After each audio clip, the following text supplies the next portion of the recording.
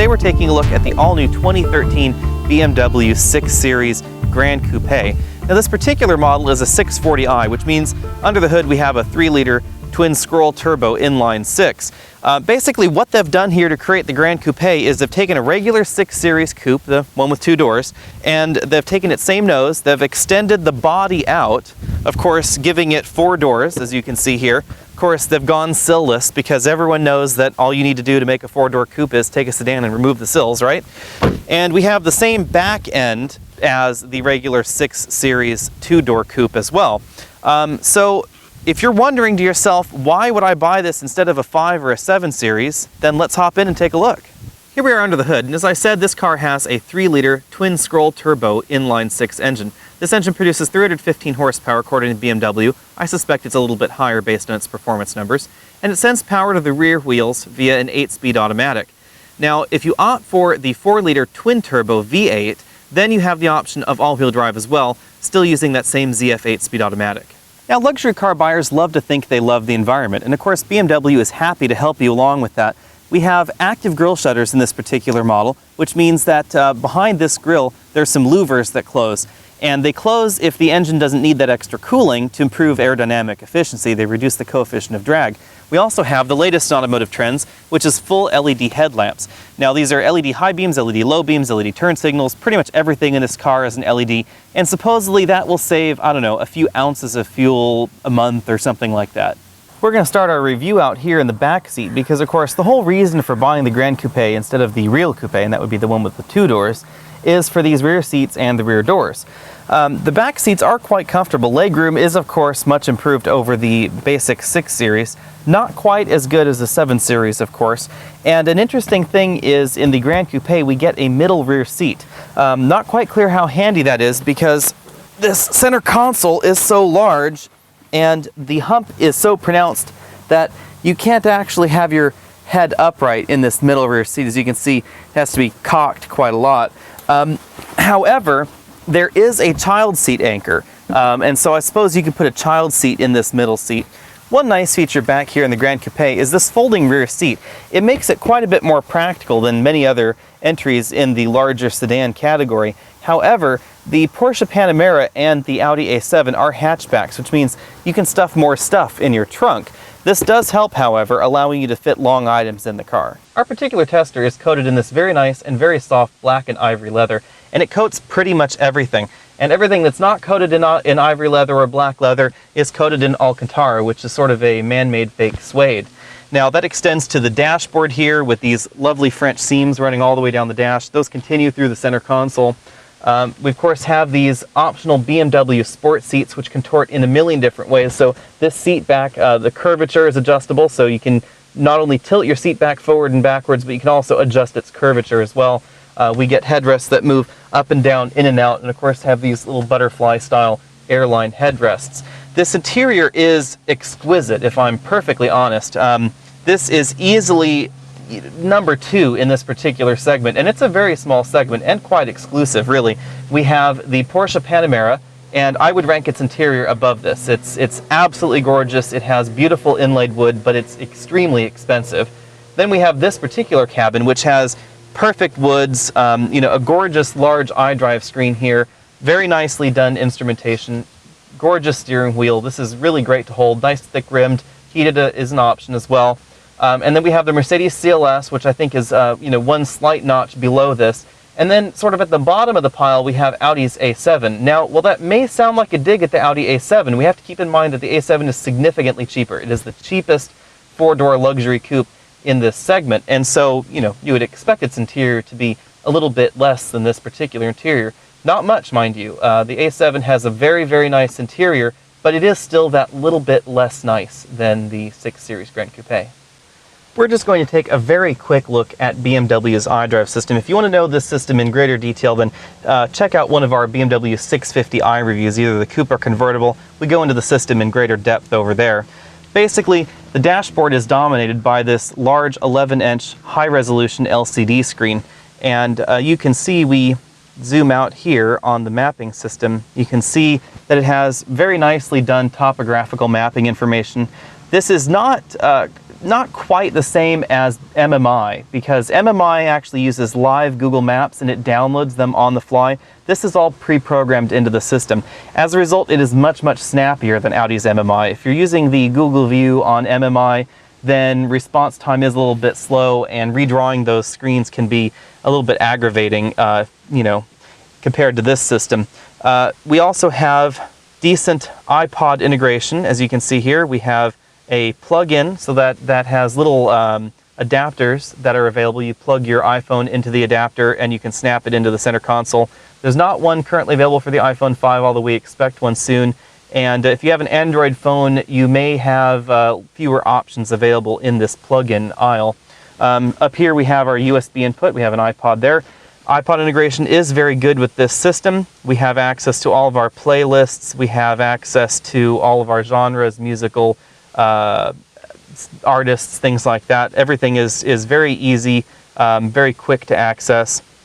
If we go back to that audio input screen, we can see the plug-in. So if we activate the plug-in, then you'll see what I mean here with this, and this is why this is only available with iPhones, because this is using Apple's iPod video out. So this entire interface is actually being generated by my iPhone, not by the car.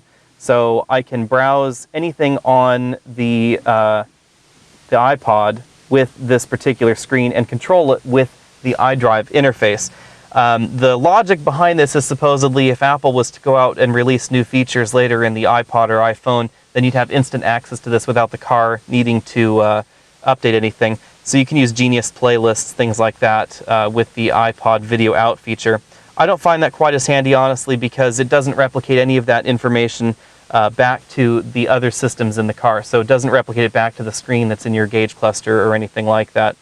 Because we have an iPhone connected with the BMW Connected app loaded, as you can see, we have access to BMW apps. We have news, you can Facebook while you drive, you can tweet while you drive, you have web radio, you have your calendar, and of course you have Wiki Local, which is kind of interesting. This basically uses the GPS in concert with Wikipedia, looks up Wikipedia articles about things that are geographically near you, and then we'll read them out loud to you. Fairly interesting. We get our usual telephone integration, which is very good. We get XM satellite radio, etc. The nice thing about iDrive, and the reason that I consistently say that this is the benchmark in the industry, is just the way that the system is organized and laid out. The controller is easy to use. I mean, it's easy to understand how this thing works. You rotate it, you push in to select, and you can move it up and down and back and forth. If we're in the menu here, you can see what I mean. So you rotate, you can push to select, and then as you can see, it has an indicator saying that you can move side to side. And these menus are nested, so as you can see, you can tell that that menu is behind that one. You can tell that there's something to the right of that. It's very intuitive. You know, the first version of iDrive was terrible, but this version is very intuitive. Much better than MMI, much better than most of the systems on the market, and it's also very responsive. The system is very easy to use, very responsive, and very intuitive, very different from the first generation of iDrive. Here at thetruthaboutcars.com, we like asking the tough questions and getting the tough answers, which leads us to our exclusive trunk comfort index. Now here, this 640i Gran Coupe scores fairly well. We'll give it a solid 7 out of 10 points. We do have the largest roller bag you can carry on a domestic flight and a computer bag behind me in the trunk. And as you can see, I can still fit in here. So that's a solid 1 journalist size score. Now, these trunk hinges do impede on my footroom and my headroom in this particular trunk, which is a bit of a bummer. And the quality of the trunk lining, you know, is a little bit below what I'd expect in this price point, so we have to take some points off there. We do have a nice handle in the trunk, but there is no automatic trunk closer. If you're seriously considering one of these cars, let's start with some shopping advice. My first piece of shopping advice would be get these sport seats, because they're much more configurable than the base seats, and the seating position in the 6 Series means that you need that adjustability to get comfortable. The second thing is, if you can't afford about $100,000 for your 6 Series convertible and you're a technology lover, then don't bother, just get a 5 Series and load that sucker up. Because our 6 Series, our 640i tester here, is almost $100,000 really, as far as we've been able to tell. The Monroney was not available for this vehicle when we borrowed it, but as far as we can tell, this is knocking on $100,000 door, and we don't have radar cruise control, we don't have the night vision system, among a few other options. We don't have the heated steering wheel, we don't have the cooled seats, we don't have the massaging front seat with the anti-fatigue thing going on that sort of feels like it's groping your bottom. So if you want to add those things up and you want a fully loaded 640 Gran Coupe, then you're north of $100,000. And if you want that sweet 4-liter twin-turbo V8, then you're talking even more. So if that's as far as you can go, price-wise, then you might want to look at something like a Mercedes CLS or the Audi A7, because they are a little bit cheaper. The CLS is slightly cheaper, and the Audi A7 is significantly cheaper. If you're looking at a Porsche Panamera, however, and you think that it's a bit too spendy for you, then you might want to take a look at this BMW, because the BMW is, a bit more reasonably priced than the Porsche Panamera. Similar configuration to similar configuration, as all-wheel drive is also available on this one. Out on the road, the 640 delivers exactly what you'd expect from a 3-liter turbocharged BMW sedan. We hit 60 miles an hour in 5.3 seconds.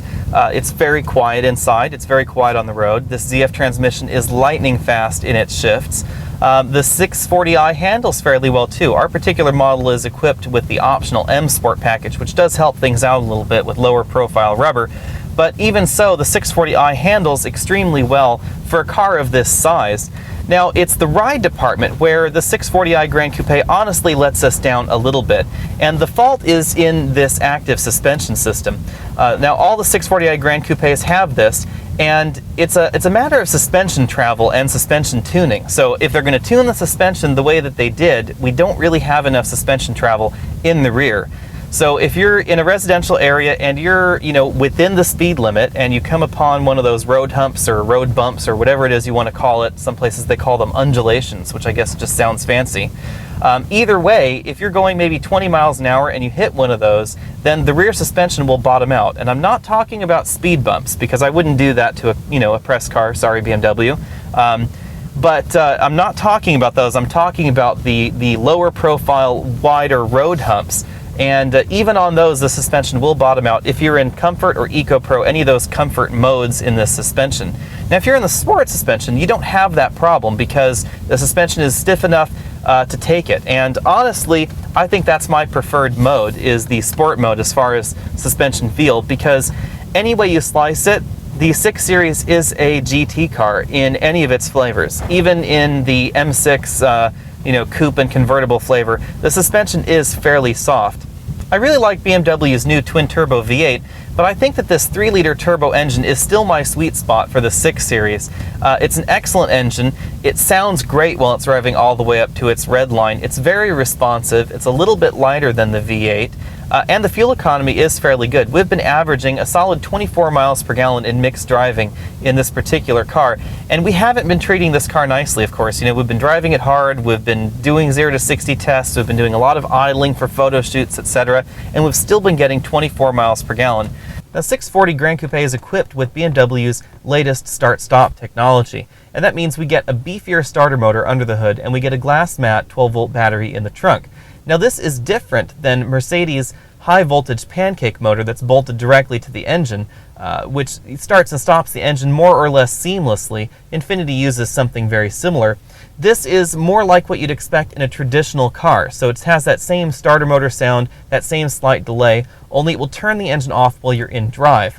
Now, that means that you save gas at a stoplight because the engine's of course not running, and according to this car, we've saved about 8 miles worth of driving time or so over this last gas tank. So that corresponds to something about a quart of gasoline, somewhere in that neighborhood. Now, there are some downsides. This is, during the beginning of winter in California, so outdoor temperatures have been around 50 degrees, and we haven't been running the air conditioning, because if you need to run the air conditioning, you can't turn off the engine, because it's an engine-driven air conditioning. So, that won't save you any gas in those situations. The battery is going to be slightly more expensive than a regular battery. The starter motor is slightly more expensive than a regular starter motor, but the components cost less than a regular hybrid. That's why BMW does it. Now, this system is a lot smoother in the 640 than it is in the BMW 328i. I can only assume because this 6-cylinder engine is more smooth than that 4-cylinder engine in the 328i. Not quite as smooth however, honestly, as the system in the BMW M6. And there seems to be a reason for that, because of course this transmission is a regular automatic transmission, and it's in drive when the engine is off and when it's starting, which means that the torque converter is of course still there, and it still has to spin around and pressurize to get you to move off.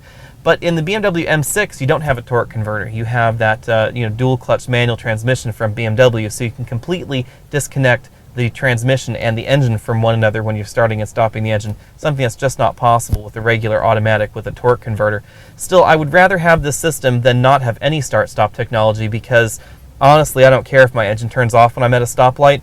The delay involved in having that engine start back up and then be able to take right off again is about 0.2 of a second.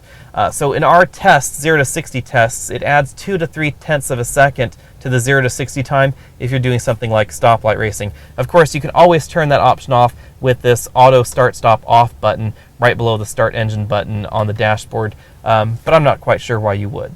That's been our quick look at the 2013 BMW Gran Coupe. Be sure to check out thetruthaboutcars.com for news, reviews, and of course the full review on the BMW 640i Gran Coupe coming up soon.